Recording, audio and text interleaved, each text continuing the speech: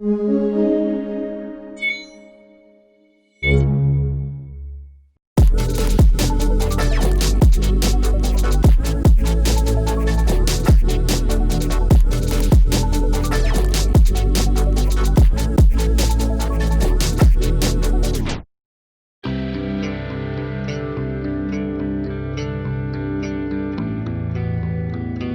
disorders were first attributed to supernatural forces like possession by evil spirits, displeasure of gods, eclipses, planetary gravitation, curses, and sin.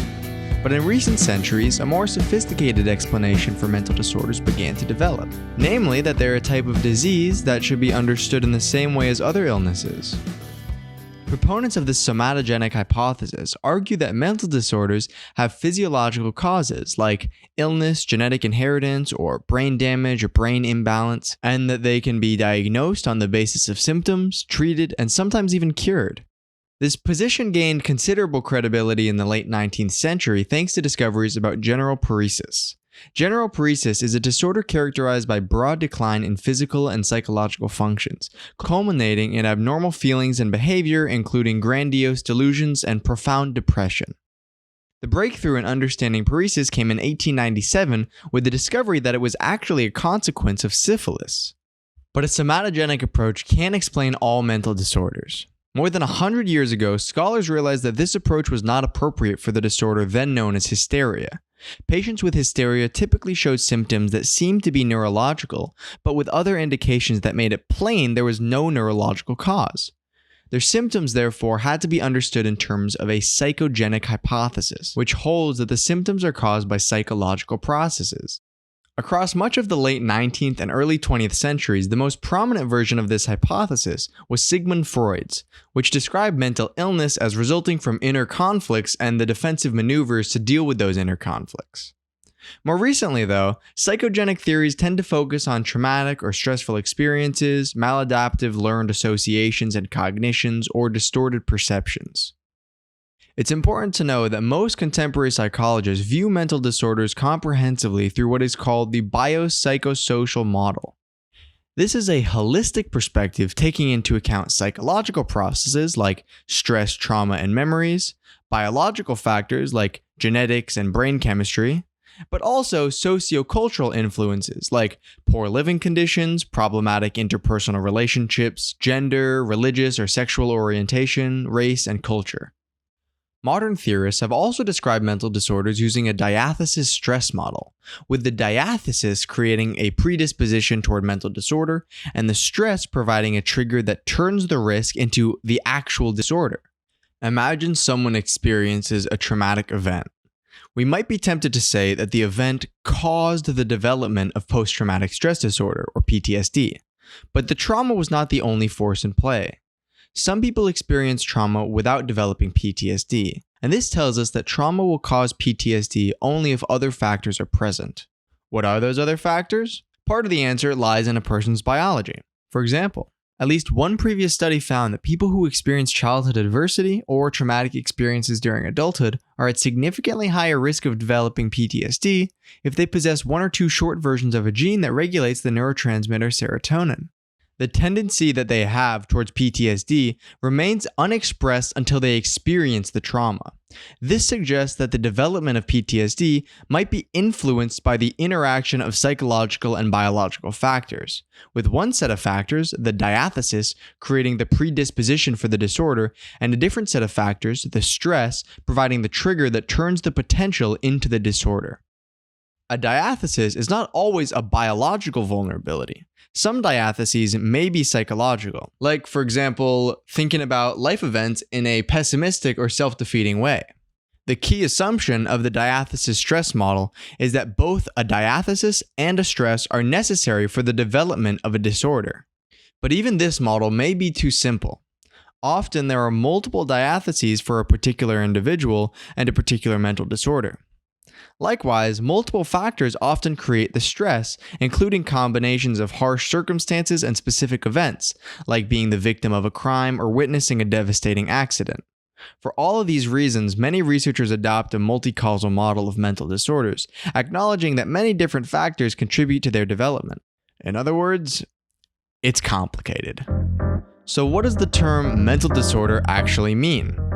Commonly, mental disorders are defined as distressful and dysfunctional patterns of thoughts, feelings, or behaviors that cause so much pain and suffering that it interferes with a person's daily life. A diagnosis is generally made with reference to the categories identified in the Diagnostic and Statistical Manual for Mental Disorders, the DSM or DSM-5, because it's currently in its 5th edition. DSM-5 gives definitions of specific mental disorders by providing specific symptoms that are needed for a given disorder to be diagnosed. And it's used by pretty much everybody. Clinicians, obviously, but also by insurance and drug companies and policymakers and the whole legal system. What's particularly interesting about the DSM is that it's designed to be a work in progress, forever.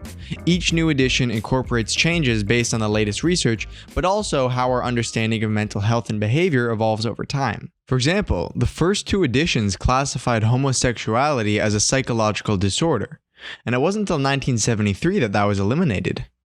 It's important to remember that DSM is not a panacea. There is, for example, serious concern that it inadvertently promotes over- or misdiagnosis and treatment of certain behaviors. The finding that nearly half of all Americans will meet the criteria for a mental disorder at some point in their life fuels this skepticism. The DSM-5 has also been specifically criticized on the grounds that its diagnostic criteria have been loosened. For example, in DSM-4, it specified that symptoms of major depressive disorder couldn't be attributed to normal bereavement experienced when losing a loved one. The DSM-5, however, removed the bereavement exclusion. This basically means that grief and sadness after a loved one's death can constitute major depressive disorder. Also, by assigning labels, we're making people vulnerable to judgments and preconceptions that'll affect how others will perceive and treat them, and not to mention how they will perceive and treat themselves. The types of disorders included in the DSM-5 include anxiety disorders, obsessive-compulsive disorders, trauma and stress-related disorders, bipolar disorders, depressive disorders, schizophrenia and other types of psychotic disorders, dissociative disorders, eating disorders, substance use disorders, neurodevelopmental disorders, personality disorders, and more. Among the most common are the anxiety disorders, affecting 15 to 20% of the US population. Anxiety diagnoses in the DSM-5 include panic disorder, agoraphobia, social anxiety disorder, generalized anxiety disorder, and specific phobias. Other types of disorders that also include extreme anxiety are obsessive-compulsive disorders and trauma and stress-related disorders. Panic disorder is characterized by having unexpected panic attacks. Often, the person becomes convinced that they're having a heart attack and is near death. I'll be doing something pretty normal, and then I just start to feel off. Like I know something isn't quite right. This tingling numbness creeps up my neck and then all over my face, then like seeps back into my head, and I get dizzy, so I sit down. And as I'm sitting, sometimes I'll think, oh my God, I'm having a seizure or a heart attack or something, but I know better. And I know it's a panic attack because my heart beats harder, not like really faster, just hard. And now I'm feeling scared and thinking, oh no, not now, not here. And I just have to wait till it's over. Panic attacks are frightening enough, but even the anticipation of the attacks can be awful. People with panic disorder sometimes develop a profound fear of having an attack, especially in public places. So as a result, people with panic disorder often develop a powerful tendency not to even want to go outside their houses or their bedrooms. This is why panic disorder is often accompanied by agoraphobia, a fear of being in situations in which help might not be available or escape might be difficult or embarrassing. All of a sudden, I'm between 2 subway stations. My legs are tingling. My breath becomes really heavy. All I want to do is yell. So I get up fast because there's no way I'm going to yell in the subway. I get out of the subway. All of a sudden, my life changes. I drop my bags. I could not talk. I could not walk.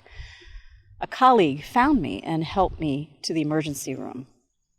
The doctor there said, "You don't need me, you need a psychiatrist. Go on home and figure this out." So I did go home. I went into my bedroom. and I stayed there for 2 years. Individuals with a condition known as social anxiety disorder are intensely afraid of being watched and judged by others. The kinds of social situations in which individuals with social anxiety disorder usually have problems include public speaking, having a conversation, meeting strangers, eating in restaurants, and, in some cases, using the public restroom. Although many people become anxious in social situations, the fear, anxiety, and avoidance experienced in social anxiety disorder are highly distressing and lead to serious impairments in life. Imagine that you're getting ready to go to a party. You feel excited, but also nervous, and you've got this feeling in your stomach, almost like another heartbeat. There's something holding you back from getting too happy. Better to be cautious, otherwise something bad might happen. When you arrive at the party, someone comes up to you and starts talking with you, and as this is happening, your mind starts racing, your heart begins pounding, you start sweating, and it feels almost like you're having an out-of-body experience, like you're dissociating from yourself and you're just watching yourself talk. Pull it together, you tell yourself, but you can't. And it's just getting worse. After a few minutes, the person you've been speaking to leaves and you feel utterly defeated. Generalized anxiety disorder, or GAD, is characterized by continuous and pervasive feelings of anxiety. People with this condition tend to feel continually tense and apprehensive, experiencing unfocused, negative, and out-of-control feelings. Of course, feeling this way occasionally is common enough, but feeling it consistently for over 6 months, which is the length required for a formal diagnosis, is not. Folks with GAD worry all the time and are frequently agitated and on edge. But unlike people with other kinds of anxiety, they often can't identify what's causing the anxiousness. Specific phobias, on the other hand, include experiences of excessive distressing and persistent fear or anxiety about a specific object or situation, like animals, enclosed spaces, elevators, or flying.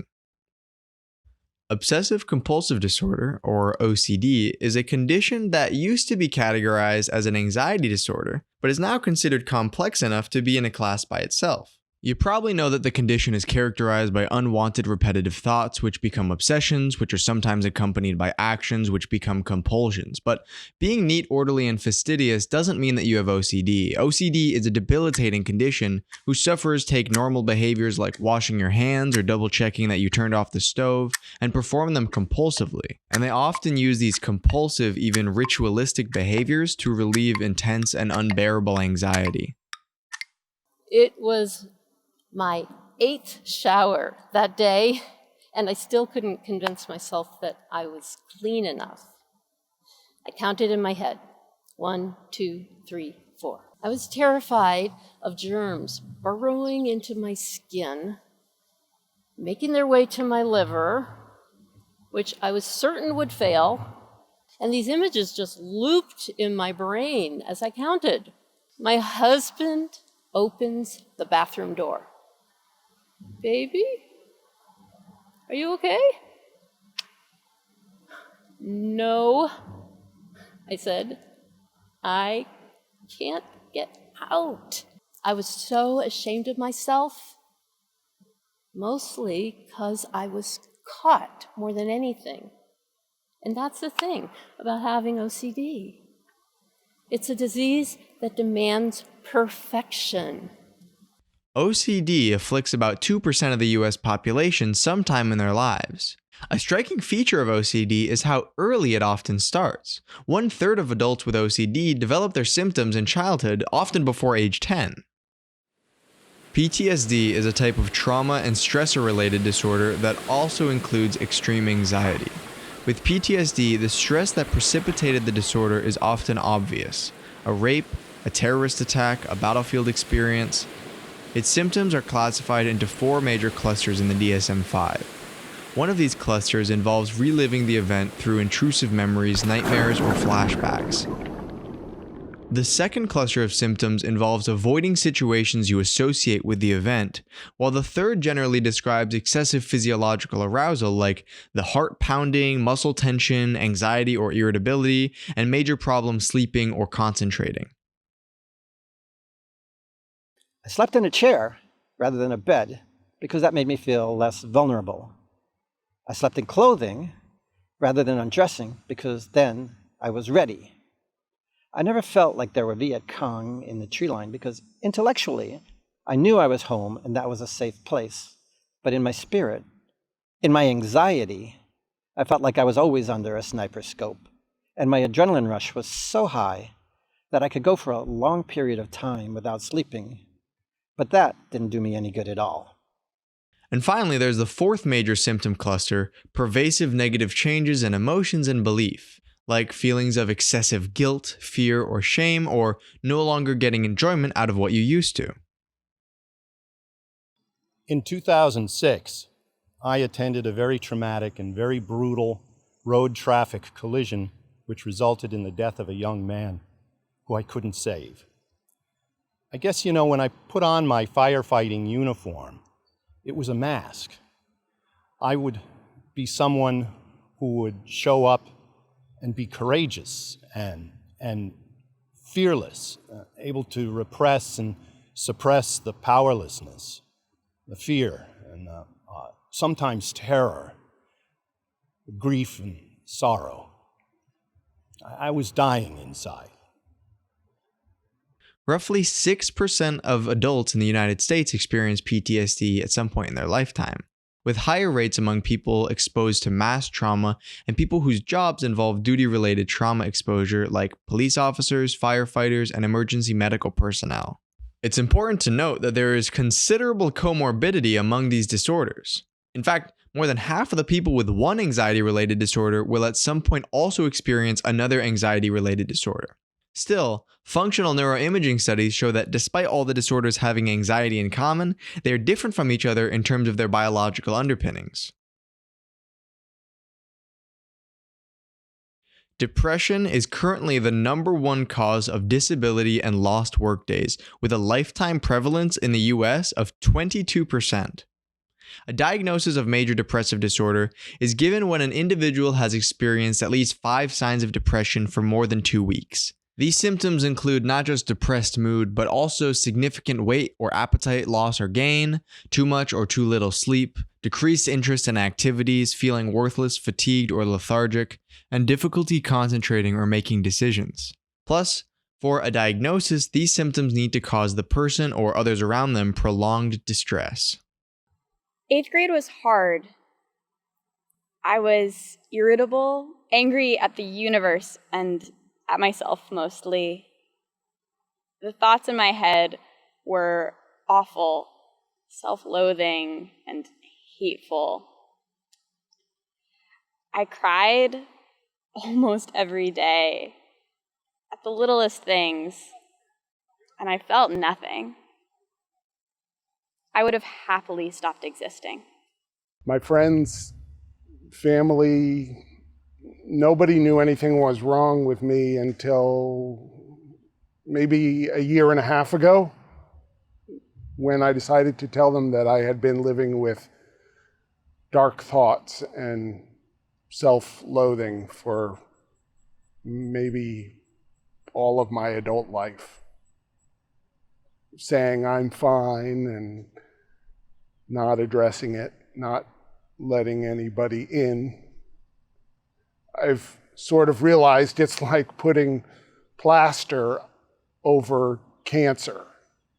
You're not dealing with anything. My depression doesn't hit me like a sledgehammer out of nowhere or leave with sudden relief, like waking up from a nightmare. It creeps in and then it creeps away again. It's like taking a painkiller for a headache. You don't know the instant your headache is gone. You just realize it's been gone a while. Bipolar disorder, with a lifetime prevalence rate of about 3%, includes dark lows of depression but also bouts of mania. And a true manic episode doesn't just mean being energetic or happy. It's a period of intense, restless, but often optimistic hyperactivity in which one's estimation of oneself, one's abilities, and one's ideas can often get skewed. Being bipolar is the mental equivalent of being on the pirate ship fair ride, swinging back and forth from depression, which made it impossible to get out of my bed for days and made me fantasize about death on a daily basis, or mania, which had me unable to sleep for as many as 5 days at a time, or spending uncontrollably, which led to bankruptcies. One time I actually spent $200 on Post-it notes, because everyone needs 40 assorted colors of Post-it notes. Mania also includes being severely irritable for no apparent reason, and just becoming enraged at the slightest thing. No one ever tells you how hard it can be to find the right combination of medications, or how challenging it is to find a knowledgeable, empathetic provider, or how the side effects of the drugs are often worse than the disease itself. All of this was compounded by the daily struggle to hide my symptoms from those around me.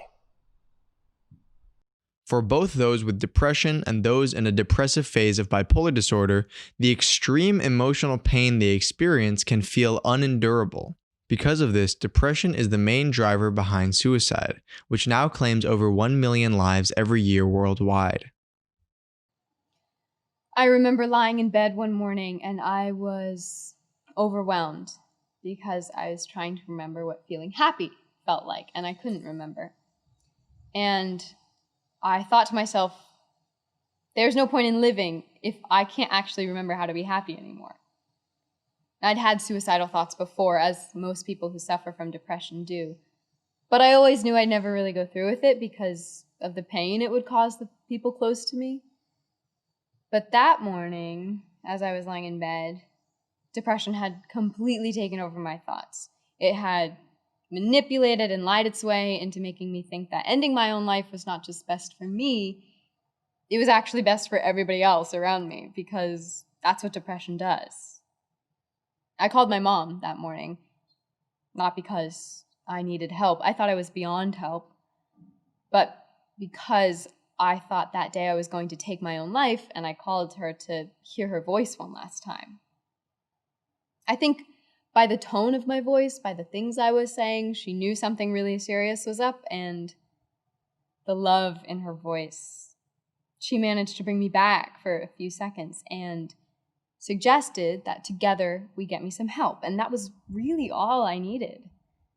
I saw my GP the next day, and I did something I thought I'd never do. I told someone that I didn't understand what was going on inside my own head. And after a little bit of conversation about depression, he asked me a question that I can't believe I never thought to ask myself before. He said, "Do you actually want to die? Or do you just not want to feel this way anymore?" And I thought, what an important distinction, because when you're in that fog, you can't ask yourself questions like that. You may already know that schizophrenia is one of the most impairing forms of mental illness. Once thought of as a single discrete condition, it's now included in the DSM-5 as a point on a spectrum of disorders that vary in how they're expressed and how long they last, but they share similar symptoms. Schizophrenia spectrum disorders are characterized by disorganized thinking, emotions and behaviors that are often incongruent with their situations, and disturbed perceptions, including delusions and hallucinations. They all involve a kind of loss of contact with reality. The resulting behaviors and mental states associated with this break from reality are generally called psychotic symptoms. Hallucinations, delusions, and disorganized thinking are categorized as positive symptoms, but in addition, many individuals also experience negative symptoms such as blunted affect, reduced speech, and social withdrawal. During my freshman year in college, that's when I had my first full-blown psychotic episode. I had also tried to commit suicide. I had been hearing voices, lots of voices calling out my name. I couldn't figure out where they were coming from. We were in a room, but nobody was in the room with me, and the voices were just calling my name. Then I had an olfactory hallucination. That was really intense. I would smell these god-awful things, and I couldn't locate where they were coming from. It was god-awful. When someone's experiencing psychotic symptoms, their thinking and speech can become disorganized, rambling, and fragmented. This tendency to pick up one train of thought and suddenly switch to another and then another can make communication painfully difficult. People exhibiting these symptoms can also suffer a breakdown in selective attention, losing the ability to focus on one thing while filtering other things out. In extreme cases, speech may become so fragmented it becomes little more than a string of meaningless words. I don't take my medications all the time correctly, but I do take them. But when I'm not taking my meds, I get disorganized thinking, and I start speaking in these phrases. I start getting these disjointed signatures and everything, and I put everything together, right? Where words that sound alike but don't have the same meaning and anything. And it's kind of confusing for some people, but it's okay because I can make it work. One time I went to see my law professor. I needed an extension on a paper, and I started talking to him, and I was gibbering, and I was like making all kinds of sounds that I guess he thought were unintelligible, to the point that he wound up taking me to the emergency room. I wound up spending 5 months on the psych ward. That was quite an experience. About 1% of the population experiences schizophrenia spectrum disorder in their lifetime, usually first diagnosed during late adolescence or early adulthood. Dissociative identity disorder is sometimes confused with schizophrenia spectrum disorders. DID is a rare disorder where a person exhibits two or more distinct and alternating identities rather than the disorganized thinking, emotions, and behaviors that are hallmarks of a diagnosis of schizophrenia. The last category of mental disorders we will cover are the most deadly: eating disorders. The rate of new cases of eating disorders in Western cultures has been increasing since the 1950s, and today in the US, an estimated 20 million women and 10 million men experience a clinically significant eating disorder at some point in their lives. Among the syndromes described in the DSM-5, 3 have been most widely studied: anorexia nervosa, bulimia nervosa, and binge eating disorder. Anorexia nervosa typically starts during puberty and is most prevalent among adolescent females and essentially involves maintaining a starving diet that leads to abnormally low body weight. Efforts to maintain a very low body weight are motivated by intense fear of becoming fat and disturbances in the way the body is experienced, such as placing inordinate importance on weight or shape or failing to recognize one's own underweight status. Anorexia nervosa can begin as a diet that quickly spirals out of control as a person becomes obsessed with continued weight loss, all while still feeling overweight. As the body is denied crucial nutrients, it slows down to conserve what little energy it has, often resulting in abnormally slow heart rate, loss of bone density, fatigue, muscle weakness, hair loss, severe dehydration, and an extremely low body mass index. And it's that low body mass that's the defining characteristic of anorexia nervosa, a refusal to maintain a weight at or above what would normally be considered minimally healthy. Another common eating disorder is bulimia nervosa. Like anorexia nervosa, bulimia nervosa includes body image disturbance. However, unlike anorexia nervosa, bulimia nervosa may occur at any body weight. The key behavioral symptoms of bulimia nervosa are binge eating followed by fasting or purging, often by vomiting or using laxatives. This cycle of binging and purging can seriously damage a wide range of body systems, including the whole digestive system, leading to irregular heartbeat, inflammation of the esophagus and mouth, tooth decay and staining, irregular bowel movements, peptic ulcers, pancreatitis, and other organ damage. At first, I started to notice that a sandwich was not just a sandwich anymore. Instead, this sandwich was 460 calories and 26 grams of carbohydrates. In my mind, those 460 calories would cause me to be nearly double my weight, and those 2 pieces of bread were the devil of all foods because I saw them as pointless carbs. I would see myself staring in the mirror, truly believing I was 40 pounds heavier than I actually was. My gym was a place where I pushed my body to its limits for hours every day just to burn as many calories as humanly possible by the end of each day. And if I had even the slightest feeling of being full, I would go straight to the bathroom, fingers down my throat. I had no control over what I was doing, feeling, or thinking. As if throwing up after almost every meal wasn't bad enough. I had an immense feeling of shame.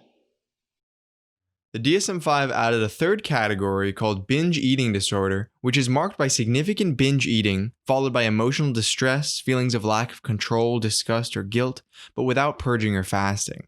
Although binge eating disorder is not defined by a weight criterion or a disturbance of body image, many individuals experiencing this eating disorder do report feeling dissatisfied with their body weight or shape.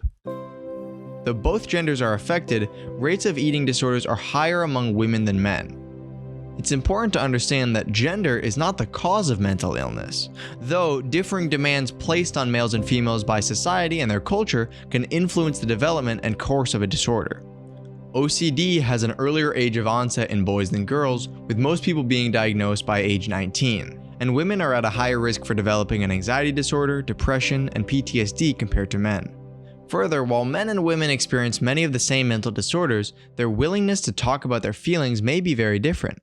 This is one of the reasons that their symptoms may be different as well. For example, some men with depression or an anxiety disorder may appear to be angry or aggressive, while many women will express sadness. When it comes to other mental disorders like schizophrenia and bipolar disorder, research has not found differences in rates that men and women experience these illnesses. At the same time, it's important to acknowledge that the boundaries associated with many of these diagnoses, the lines that separate mentally ill from not ill, are actually quite blurry. Someone who is considered to have a disorder may differ by only a single symptom from someone who is considered not to have a disorder. Mental disorders have historically been a source of severe stigma both for the person with the disorder and for the person's family. While stigma has certainly been easing in the US over the past few decades as more and more people have shared their own experiences, there's no doubt that it continues to cause distress and often to prevent individuals with mental disorders from seeking treatment. Speaking out continues to be important. It can educate the public, help instill courage in others facing similar challenges, and increase the likelihood that we will all respond with informed compassion to those of us experiencing mental disorders.